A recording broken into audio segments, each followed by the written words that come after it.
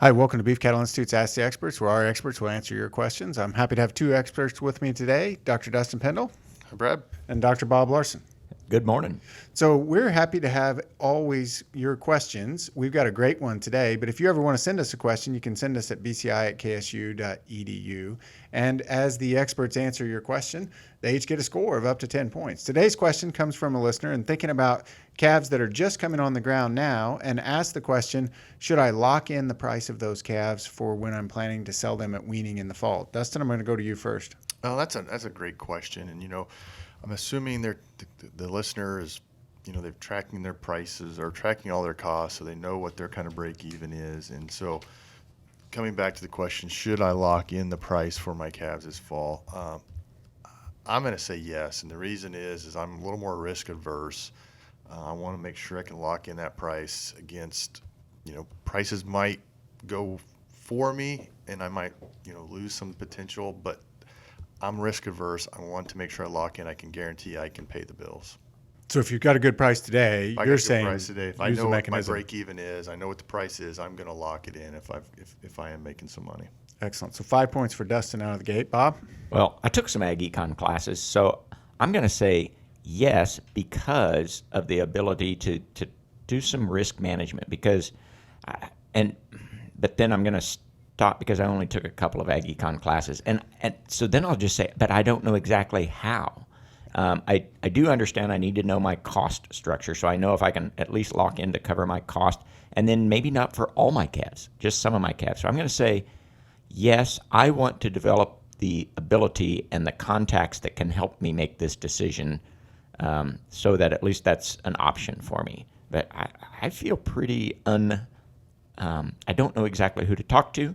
I don't know exactly what my options are. So I'm going to turn mine into a question for Dustin and say, so who do I talk to and what are my options? 2 ag econ classes, and you've watched Trading Places several times. Exactly. That's what I know. I'm going to give you 4 points for that. I think he brings up a good point. And the reason I said yes, I would lock in, it is a risk management tool, right? There are you can forward contracts, you can hedge in the futures market, et cetera. And so there are various ways to do that to try to reduce that price risk. And you talked about maybe not locking in all the prices because prices do go up, you might be able to capture a little bit. That is one strategy. Everybody's got their own different strategies, probably based on their risk tolerance levels.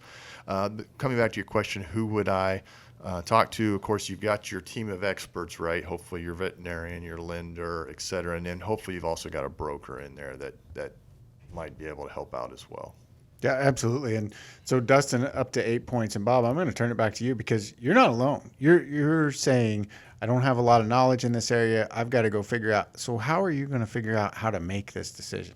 Well, I'm going to, I like what Dustin said. I'm going to use my experts because I need to talk to somebody about what my options are. Because in my opinion, it appears to me that, crop farmers use hedging a lot more than cow-calf, and feedlot and stockers might also. So as a cow-calf producer, it's just not something that we commonly do, or at least it doesn't appear to me. And so I'm going to need some help. I at least at this beginning stage, I'm not comfortable making that decision myself. Maybe with more practice and more skills, I'll take more of that responsibility on myself. So I want to find somebody locally that I can help. Yeah, find somebody you can have a conversation with. Now, Dustin, I'm going to turn back to you and say, Bob talks about feedlots or other areas of the industry that commonly use risk management. Cow-calf doesn't, and cow-calf only sells once a year. Is that advantage or disadvantage on the cow-calf side relative to risk management? When you say advantage, as in only selling once a year, do I need risk management more or less than somebody who's selling all the time? Well, if you're selling all the time, you're you're hitting the highs, but you're also hitting the lows. Where if you're selling it once a year, if you just happen to be at the low point, I think that could be a bigger downside risk. So I would say you probably would for sure want to if you're only doing it once a year. Yeah, because that becomes the issue on the cow-calf side is you may only sell it once a year. Right. So right now we're tied up. So toss up question. You guys both said yes. What tool would you use? And Bob, you said you might go with an expert, but what tool might you use to protect the risk on these calves? Oh, I might say something dumb, but it depends on what my goal is. I've known producers that use kind of an out of the money put just to put a real low floor on their cattle. So I think that's a relatively inexpensive way to begin thinking about it. But yeah, any kind of a forward contract. Dustin?